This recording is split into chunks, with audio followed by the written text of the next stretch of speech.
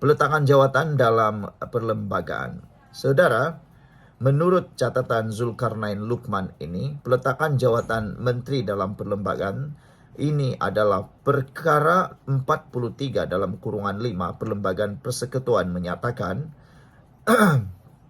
tertakluk kepada pasal 4. Menteri-menteri selain Perdana Menteri hendaklah memegang jawatan selama diperkenankan oleh Yang di-Pertuan Agong, melainkan jika pelantikan mana-mana menteri telah dibatalkan oleh Yang di-Pertuan Agong atas nasihat Perdana Menteri, tetapi mana-mana menteri boleh meletakkan jawatannya.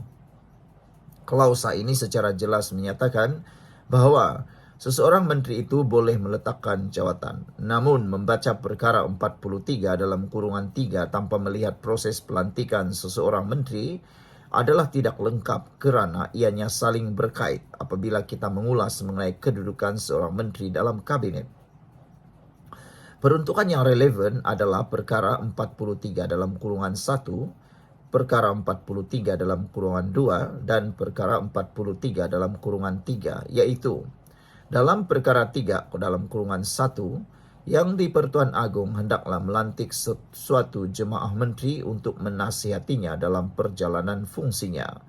Dalam perkara 43 dalam kurungan 2 pula, jemaah menteri hendaklah dilantik seperti yang berikut, yaitu dalam kurungan E dan dalam kurungan B, atas nasihat Perdana Menteri Yang di-Pertuan Agong, hendaklah melantik menteri-menteri lain daripada kalangan ahli mana-mana satu majlis parlimen.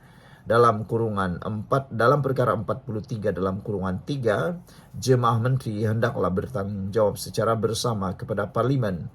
Prinsip yang berkait rapat dengan seorang menteri adalah kebertanggungjawaban bersama. Yang kedua, kebertanggungjawaban terhadap kementeriannya. Yang ketiga, menteri dilantik oleh Yang di-Pertuan Agong atas nasihat Perdana Menteri. Keempat, menteri boleh meletakkan jawatan. Kelima, menteri boleh digugurkan daripada jawatannya oleh Perdana Menteri yang akan menasihati Yang di-Pertuan Agong. Dalam sejarah Kabinet Malaysia, peletakan jawatan sebagai menteri ini berlaku beberapa kali, antaranya Datuk Mokhtar Hasim sebab pertuduhan membunuh, Datuk Seri Chua Say Lek sebab video dengan wanita, Tun Musa Hitam percanggahan pendapat dengan Perdana Menteri, Dr. Mazli Malik arahan Perdana Menteri, Tun Daim Zainuddin setelah ekonomi pulih dan tumpu perniagaan. Pokoknya, meletakkan jawatan ini adalah hak seorang menteri. Rafizi menyatakan beliau meletakkan jawatan kerana menyedari saya menyertai politik untuk membudayakan politik baru yang berteraskan kebertanggungjawaban dan mandat rakyat.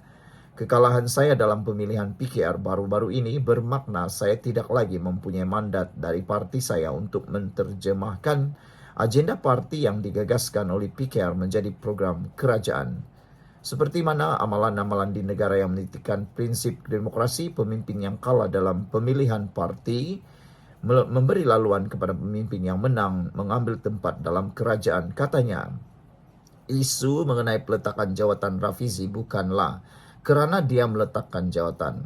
Meletakkan jawatan sebagai menteri adalah hak perlembagaan yang diberikan kepada seorang menteri. Isunya adalah alasan yang digunakan untuk Rafizi meletakkan jawatan.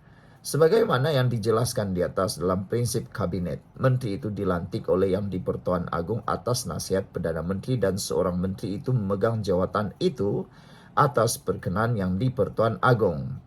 Perkenan Yang di-Pertuan Agong itu adalah kebersamaan dengan nasihat Perdana Menteri.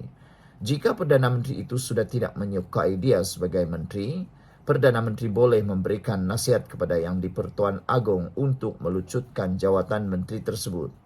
Keduanya, jika menteri itu bertelaga secara prinsip dengan Perdana Menteri mengenai suatu benda yang dasar dan ingin menyanggah Perdana Menteri atau kabinet, maka beliau selayaknya meletakkan jawatan terlebih dahulu.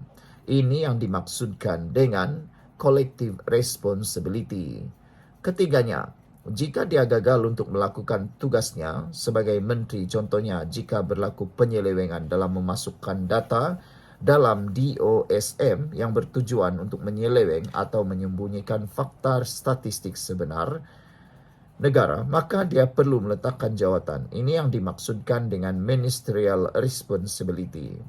Alasan Rafizi meletakkan jawatan adalah kerana kekalahannya dalam pemilihan PKR dan dia berasa dia tiada lagi mandat daripada parti PKR untuk menjadi menteri. Dalam bahasa yang mudah difahami adalah bahawa Rafizi berasa malu hendak jadi menteri dalam keadaan dia kalah pertandingan parti dan dia rasa jawatannya itu patut diberikan kepada yang menang.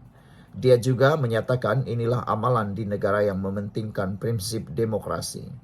Alasan ini yang agak tidak logik walaupun ramai kalangan penyokong Rafizi merasakan bahawa Rafizi seorang yang bermaruah, berprinsip dan mempunyai accountability. Alasan ini adalah tidak berperlembagaan dan tidak menurut norma yang sepatutnya mengikut acuan Perlembagaan Persekutuan. Jika benar pun di negara luar ada pemimpin yang meletakkan jawatan sebagai menteri kerana kalah dalam pertandingan pemilihan parti, ianya bukanlah acuan yang sesuai untuk dijadikan teladan kerana Malaysia mempunyai prinsip perlembagaan yang sendiri dan mempunyai norma amalannya yang berbeza. Prinsip kabinet yang menjadi amalan Perlembagaan Persekutuan itu patut didahulukan oleh Rafizi, iaitu prinsip collective responsibility dan ministerial responsibility. Dalam keadaan Rafizi sendiri mengakui telah mendraftkan RMK 13, sepatutnya beliau tidak meletakkan jawatan terlebih dahulu sehingga beliau pasti RMK 13 itu berjalan seperti yang dirancang. Prinsip kabinet yang lain adalah bahawa menteri itu memegang jawatan atas kehendak Perdana Menteri yang memberikan nasihat kepada yang di-Pertuan Agong. Menteri juga boleh digugurkan dengan kehendak Perdana Menteri yang memberikan nasihat kepada yang di-Pertuan Agong. Saudara, dalam kes Datuk Seri Anwar Ibrahim lawan Perdana Menteri Malaysia dan ANOR pada dalam kurungan 2010, 1MLRA 386, Mahkamah Persekutuan memutuskan bahawa ada huraian yang cukup panjang. Oleh itu, jika Rafizi ingin meletakkan jawatan atas alasan dia tidak lagi sebulu atau sependapat dengan Perdana Menteri, maka itu adalah alasan yang selari dengan prinsip kabinet. Namun, alasan Rafizi meletakkan jawatan kerana kalah pemilihan parti dan ingin beri ruang kepada pemimpin yang baharu, ini adalah alasan yang tidak menepati perlembagaan. Malah, alasan ini juga tidak menepati kehendak Perlembagaan Parti PKR itu sendiri. Ini kerana keputusan itu adalah untuk memilih seorang timbalan presiden dan bukannya memilih seorang menteri. Keputusan parti itu hanya berlaku jika diputuskan dalam mesyuarat Majlis Pimpinan Pusat MPP bahawa Rafizi perlu meletakkan jawatan dan melalui keputusan itu, Presiden PKR yang juga Perdana Menteri boleh meminta Rafizi meletakkan jawatan. Sehingga kini, tiada apa-apa kenyataan rasmi daripada MPP yang menyatakan bahawa Rafizi perlu meletakkan jawatan. Apa yang Rafizi patut buat adalah bukan menyerahkan surat peletakan jawatan kepada Perdana Menteri, tetapi menyerahkan surat kepada MPP supaya hal tersebut boleh diputuskan oleh MPP, atau Rafizi boleh menyerahkan hal jawatannya itu kepada Perdana Menteri untuk Perdana Menteri membuat keputusan sama ada mengekalkan jawatannya atau memintanya untuk meletakkan jawatan. Sebagai seorang ahli parlimen yang menggubal undang-undang, prinsip dan pendirian yang kita ambil seharusnya selari dengan undang-undang perlembagaan. Bertindak di luar kerangka perlembagaan akan mewujudkan rasa canggung dan akhirnya sifat kecanggungan itu akan direkodkan dalam sejarah yang akan dibaca oleh generasi akan datang. Zulkarnain Luqman ialah pengerusi Kanun Amanah. Sekian dulu untuk kali ini. Jangan lupa tinggalkan komen anda.